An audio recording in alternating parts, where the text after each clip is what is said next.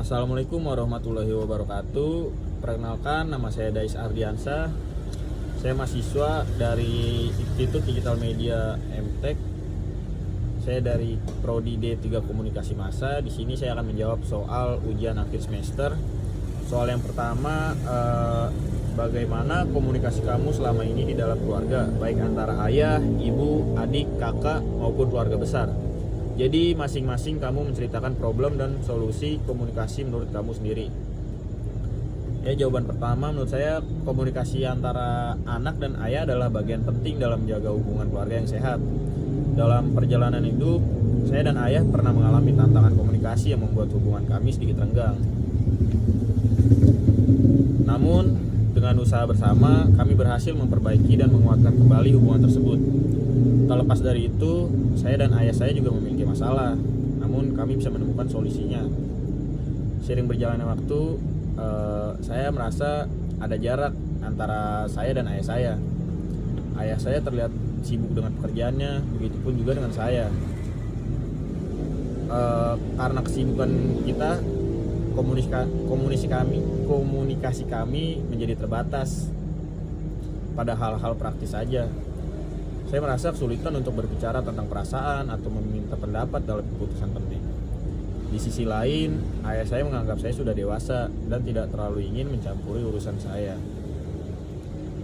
Kami berdua menyadari bahwa untuk memperbaiki komunikasi, di antara kami harus ada yang memulai langkah pertama.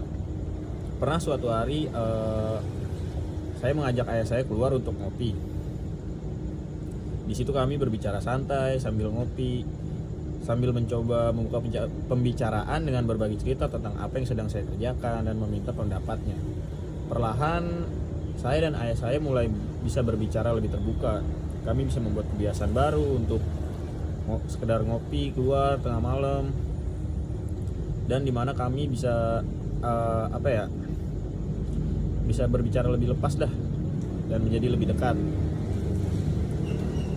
Ya, jadi solusinya mungkin kalau ada problem antara ayah dan juga anak, ya kalau yang dari saya alami, ya mungkin dari masing-masing kita tuh harus ada yang mulai membuka obrolan agar agar saling terbuka lah.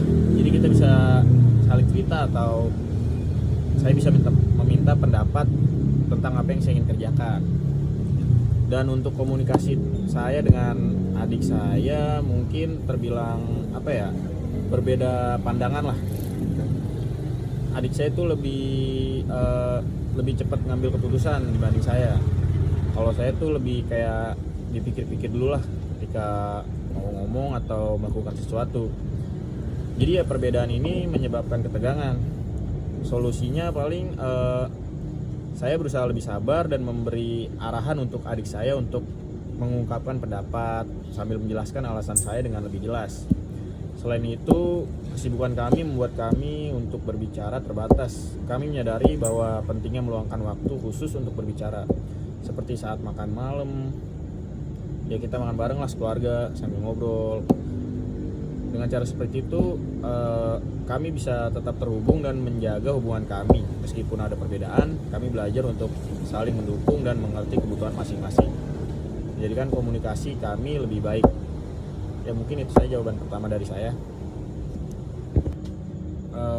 Di sini saya akan menjawab pertanyaan yang kedua, yaitu selama ini di antara kamu pasti membaca atau melihat berita atau video yang kontennya ternyata hoax alias tidak benar. Coba ceritakan berita atau konten apa dan bagaimana sikap kamu setelah menonton tayangan hoax itu. Untuk berita atau kasus, ya paling yang pernah saya temuin tuh, yang pernah rame-ramenya waktu itu kasus Vina. Jadi di situ nyeritain si Vina sama cowoknya yang katanya mereka dibegal terus dipukulin itulah sampai akhirnya terjadi pembunuhan. Dan ternyata setelah diusut lebih dalam, ternyata beritanya hoax. Ternyata mereka tuh sebenarnya kecelakaan. Sampai ada waktu itu kan ada yang dramanya yang sampai temennya kesurupan si Vinanya itu, terus kayak nangis-nangis minta tolong segala macem. Dari pengalaman ini juga dari kasus ini dampaknya begitu cepat informasi tersebut menyebar. Saya menyadari bahwa banyak orang termasuk saya sebelumnya seringkali tanpa pikir panjang membagikan konten yang belum diverifikasi kebenarannya. Setelah kejadian Vina itu, saya berusaha lebih selektif dalam berbagai berita. Saya mulai berpikir 2 kali untuk membagikan sebuah video, gambar, atau artikel, dan memastikan bahwa informasi yang saya bagikan sudah melalui pengecekan yang matang. Sebagai contoh kasus Vina yang kemarin lah, banyak orang yang langsung membagikan video atau artikel tanpa melakukan verifikasi. Saya menyadari bahwa betapa mudahnya sebuah hoax bisa menjadi viral, dan saya tidak ingin menjadi bagian dari penyebarannya. Saya kini lebih berhati-hati untuk tidak ikut menyebarkan ketakutan atau kecemasan yang tidak berdasar. Pengalaman ini juga mengajarkan saya pentingnya berpikir kritis terhadap setiap informasi yang datang. Saya mulai mempertanyakan lebih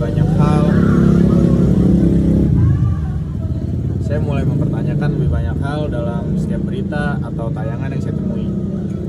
Saya bertanya pada diri saya sendiri, apakah ini masuk akal? Apa bukti yang mendasari kasus ini? Adakah sumber yang dapat dipercaya untuk mendukung informasi ini lebih jelas? Keterampilan analisis ini sangat membantu saya untuk membedakan antara fakta dan opini, serta untuk mengetahui apakah berita tersebut hanya dibuat untuk menghasut atau meraih perhatian. Dalam kasus Vina kemarin, saya bisa melihat bagaimana informasi tersebut dibuat sangat dramatis dan penuh sensasi. Ini memberi saya pelajaran untuk lebih kritis lah terhadap informasi yang terlalu mengada-ngada. Ya mungkin itu aja Bang saya untuk pertanyaan yang kedua. Ya di sini saya akan menjawab pertanyaan yang ketiga. Soalnya, berdasarkan teori kultivasi, setiap tayangan televisi yang dilihat berulang-ulang dalam waktu alam akan mempengaruhi penonton. Nah, tayangan atau tontonan apa yang pernah kamu lihat dan mempengaruhi pikiran, pendapat, atau tindakan kamu? Coba ceritakan. Mungkin dari tontonan kali ya. Kalau dari tontonan tontonan kemarin tuh belum lama kan ada film yang lagi rame tuh, judulnya Squid Game yang season 2. Nah, karena season 2 nya juga kan ngegantung, jadi saya nonton lagi dari awal, dari season 1. Nah, dari tontonan tersebut saya dapat pelajaran lah. Kayak ada adegan tuh di season 2, kalau nggak salah kita tuh gini, ada pengemis di taman gitu, mereka ditawarin mau roti atau judi. Kebanyakan dari mereka tuh 99% lah lebih memilih judi dibanding roti, padahal posisi mereka tuh belum makan, kelaparan, mereka juga nggak ada tempat tinggal, tapi mereka lebih memilih judi.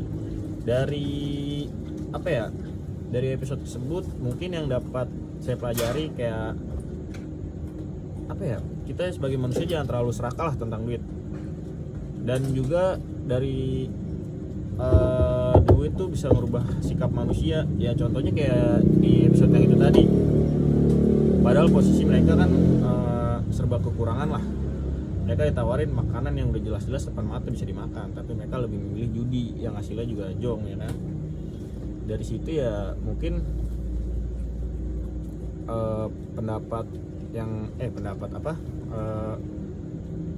adegan yang membuat saya lebih terbuka dalam pikiran tuh ya mungkin itu doang sih. Sama sebagai tambahan mungkin ada tayangan yang secara tidak langsung membentuk sikap atau perilaku saya dalam kehidupan sehari-hari. Misalnya ada acara talk show atau program realitas yang mengangkat topik-topik yang mengarah pada konsumsi berlebihan seperti fashion atau gaya hidup mewah. Tayangan-tayangan ini mempromosikan gagasan bahwa untuk menjadi trendy atau populer kita harus selalu mengikuti model terbaru, membeli barang-barang branded, dan tampil dengan gaya hidup yang mencolok. Hal ini mempengaruhi cara kita melihat diri kita sendiri dan apa yang kita anggap penting dalam kehidupan lebih jauh lagi. Program-program televisi yang menggambarkan dinamika hubungan antar karakter seringkali juga memperkenalkan pandangan tertentu tentang bagaimana orang harus bertindak atau bersikap dalam hubungan sosial. Misalnya dalam beberapa serial kita melihat karakter-karakter yang selalu mengutamakan kepentingan pribadi atau menunjukkan perilaku manipulatif demi mencapai tujuan mereka. Penonton yang sering kali melihat tipe karakter ini bisa mulai memandang bahwa perilaku seperti itu diterima dalam kehidupan nyata, atau bahkan mereka bisa mulai meniru cara berperilaku tersebut dalam hubungan mereka sendiri. Ini adalah contoh lain bagaimana tayangan yang berulang dapat mempengaruhi pola pikir dan tindakan kita. Ya mungkin itu jawaban soal yang ketiga dari saya.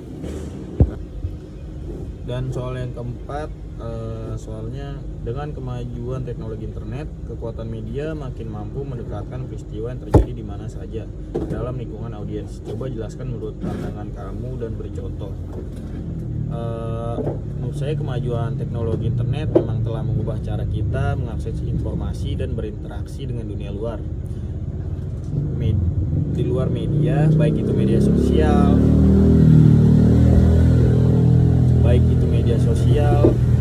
situs web berita atau platform streaming. Ini dapat menyampaikan peristiwa yang terjadi di tempat yang jauh dengan sangat cepat dan langsung. Ini membuat peristiwa-peristiwa dari berbagai penjuru dunia dapat dengan mudah masuk ke dalam kehidupan audiens dimanapun mereka berada. Salah satu dampaknya adalah keterhubungan global yang lebih intens. Misalnya peristiwa besar seperti bencana alam, peristiwa politik, atau demonstrasi dapat disaksikan dalam waktu nyata oleh orang-orang yang berada di belahan dunia lain. Media sosial seperti Twitter, Instagram, atau TikTok bahkan memungkinkan audiens untuk berinteraksi langsung dengan berita atau peristiwa tersebut, baik dengan memberi komentar, berbagi, atau ikut berpartisipasi dalam percakapan global.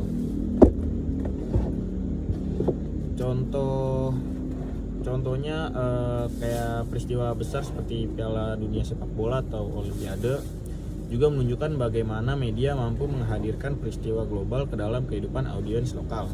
Misalnya, ketika tim sepak bola nasional suatu negara bertanding, meskipun pertandingan tersebut berlangsung di negara yang jauh, para penggemar dapat menonton langsung melalui siaran langsung di televisi atau platform streaming. Hal ini memungkinkan penggemar di berbagai belahan dunia untuk merasakan atmosfer dan euforia yang sama meskipun secara fisik terpisah jarak yang sangat jauh. Ya mungkin itu aja untuk jawaban yang keempat, soal yang keempat. Dan untuk soal yang terakhir, soal yang kelima, soalnya tuh komunikasi antar pribadi sangat efektif dalam mempengaruhi sikap dan perilaku karena sifatnya interaktif sehingga saling pengertian lebih mudah dicapai. Nah, coba jelaskan pengalaman kamu saat melakukan komunikasi pribadi dengan siapapun, bisa teman, pacar, kolega, bisnis, dan lain-lain. Dan lawan bicara Anda kemudian memahami dan bicara Anda. Jelaskan pengalaman pribadi masing-masing.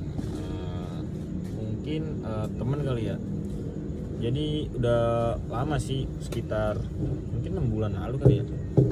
Ada teman saya tuh, dia mau resign dari kerjaannya karena dia mendapat tawaran sih, lebih tepatnya tuh karena dia butuh kebutuhan yang lebih gede ya buat pengeluarannya, buat kebutuhan pribadi lah. Jadi dia mulai berpikir buat ya narik Grab, tapi Grab bandara. Terus kerjaan yang sebelumnya kan kantor, ya gajinya sih sebenarnya cukup UMR, cuman dia ngerasa butuh lebih lah. Jadi ngeliat teman saya ngerasa tertekan, bingung. Saya tuh pengen ngebantu dan memberikan perspektif yang bisa membantu dia mengambil keputusan dengan lebih tenang. Namun saya tahu bahwa tidak cukup untuk memberikan solusi atau menyarankan untuk mengikuti peluang itu begitu saja, karena keputusan semacam ini sangat personal dan penuh dengan pertimbangan lah. Saya juga menyadari bahwa komunikasi yang efektif dalam situasi seperti ini bukan hanya soal memberikan nasihat, tetapi juga soal mendengarkan dengan empati dan memahami perasaan teman saya. Akhirnya saya mulai percakapan dengan memberikan ruang bagi teman saya untuk berbicara tanpa gangguan. Saya menyadari bahwa kadang-kadang hanya dengan mendengarkan saja seseorang bisa merasa lebih lega dan mendapatkan kejelasan. Jadi ya saya tidak terburu-buru untuk memberikan solusi. Saya membiarkan teman saya mengungkapkan segala kekhawatirannya,